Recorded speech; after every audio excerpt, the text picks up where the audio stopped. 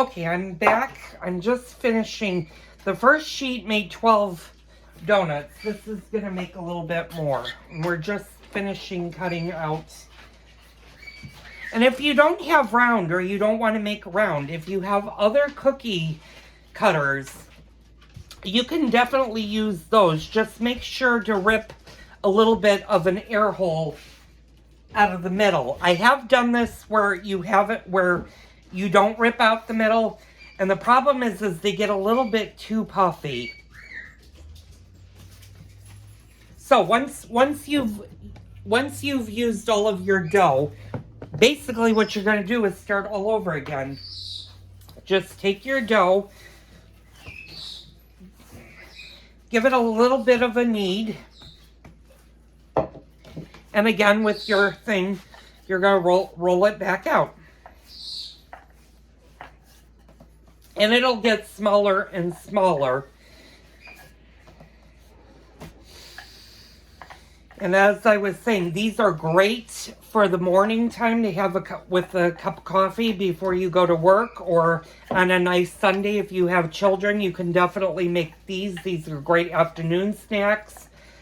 They're great little treats for after dinner, or if you're sending your kids to school, you could definitely stick in a donut. Like I said, these freeze really nicely, and I will tell you how to heat them if you freeze them. It's really simple. Once they're frozen, what you're going to do is you're going to take, if you're going to have 2 donuts, take them out of the freezer, wrap them in a paper towel, and put them in a microwave for about 35 seconds till they're heated through, and then eat and enjoy. And it's funny, this was one recipe my grandmother told me before she passed away not to make, because it's kind of a tricky recipe, and I was up for the challenge, and I said, yeah, I'm not going to listen to her on that one. And I've been making these for quite a while now by myself, but I have very fond memories of when my grandmother and my great-grandmother were alive and we used to do donuts. So I'm just, basically I'm doing the same exact thing that we did with the first one and if your dough starts to stick like that, just flour it a little bit more and it shouldn't stick. Now, depending on how big of a cutter you use and how you roll it out will determine how many donuts you make. This one makes about 24 with the wider cutter. You can certainly make them smaller, you can make them bigger. You can pretty much do the donuts any way that you want. You can even make donut holes if you want.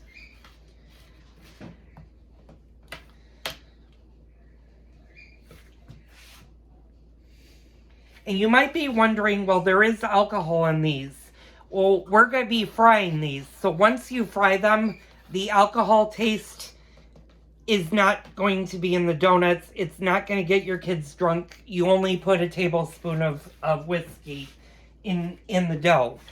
So you don't need to worry about having them. But the donuts do like to drink. That was always the big funny thing in my family, is that the donuts have to have a little bit of a drink.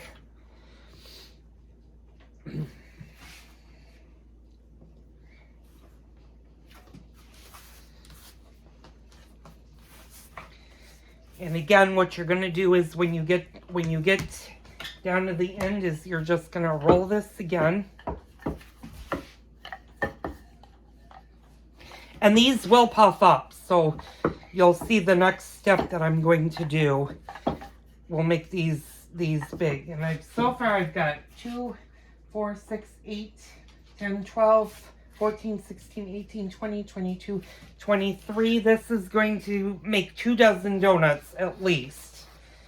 And like I said, if you use a smaller cutter, you could probably get even more. That's the 23rd.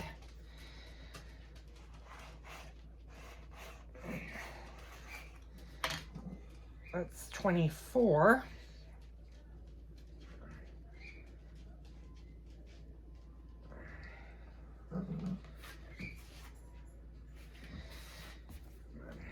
When you get down to the last one, you don't really need to roll it out anymore. And I'm going to show you.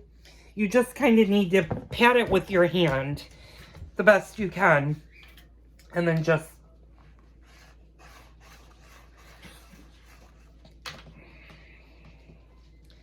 cut and pull.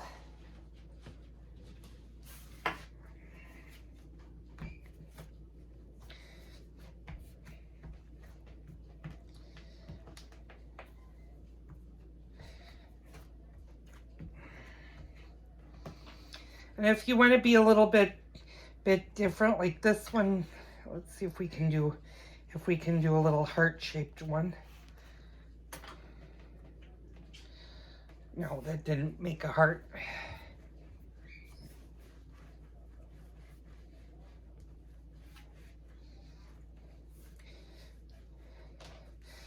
But we can make a long one, or we could just see if we can pat this out. Let's see. Oh, I have a little bit more dough. Let's see if I can roll this out. It'll roll out. Yeah, that'll roll out. I'll get one more in there. This one will be a little bit smaller than the rest.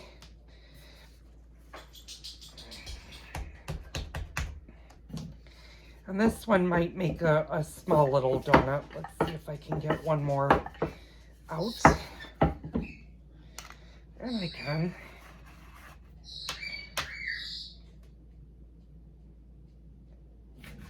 Put that there.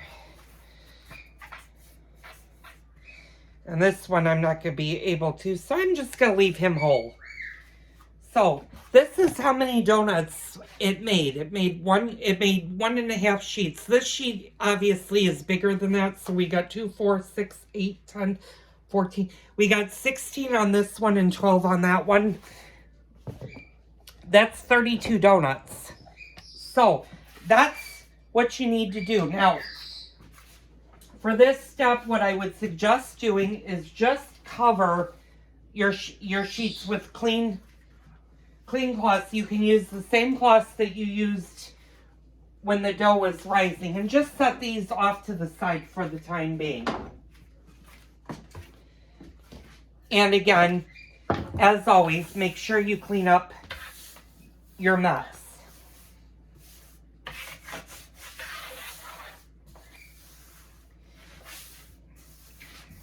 And I'm just got to get rid of my flour. I'm going to move you guys up for a second.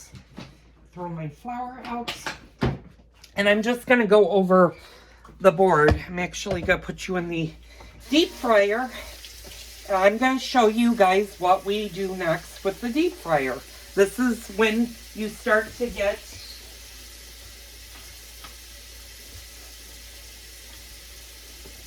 the rest of your dough going.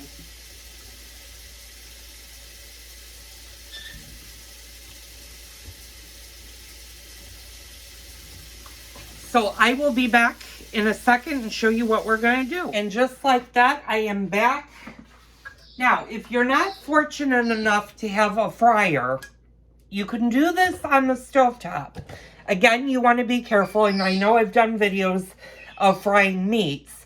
Same basic principle, only this time instead of using, you do not want to use any oil that has had a meat in it. So don't, if you've fried chicken, if you've made breaded meat, don't use that oil. You want to start with fresh.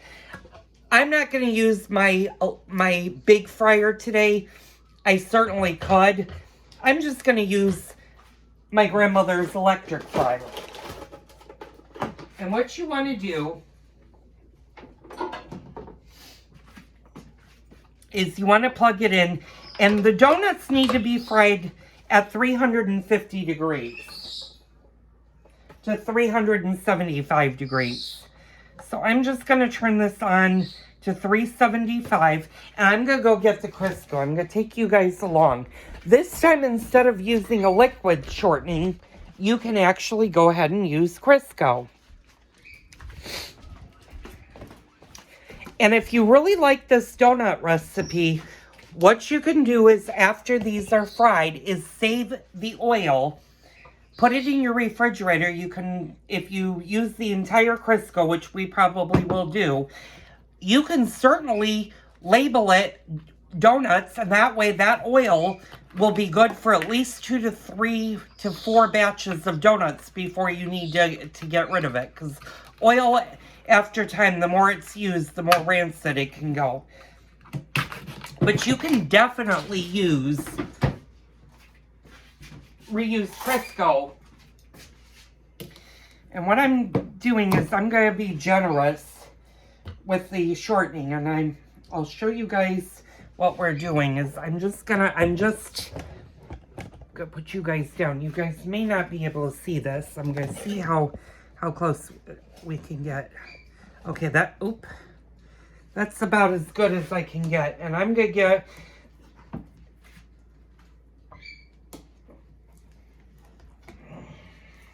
and you want to watch how much oil. If your fry pan is not deep, you don't need to go too deep, but you do need to be generous with the amount of Crisco you put in. By the way, use Crisco. Do not use lard. You do not want to mix lard with your donuts because they will taste really, really not good. So always use a vegetable oil or a vegetable shortening when you do this. And Crisco, I find, is really easy to bake.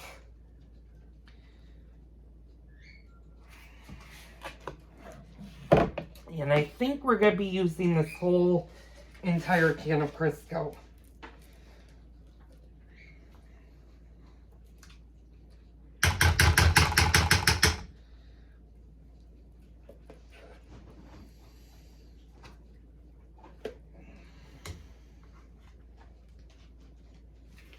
And you want to have enough oil so that your donuts can fry nicely.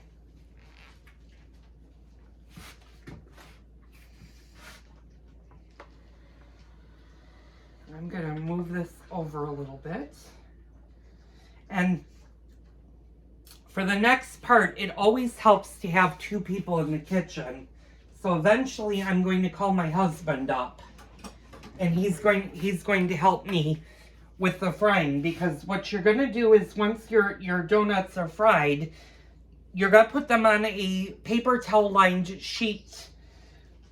And I will show you that in a few minutes. We'll get that ready. And then as soon as they drain, what we're going to do is we're going to roll them in a sugar and a cinnamon.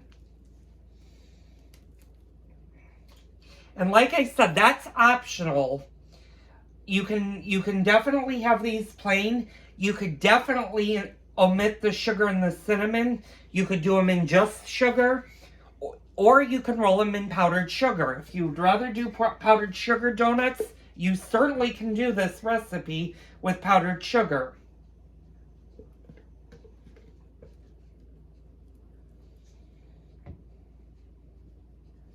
Yeah, and for this recipe, I used a whole entire can of Crisco. So when this is done frying, pour the oil back into your Crisco and put this in your refrigerator. So I'm going to let my oil heat up, and I'll be right back.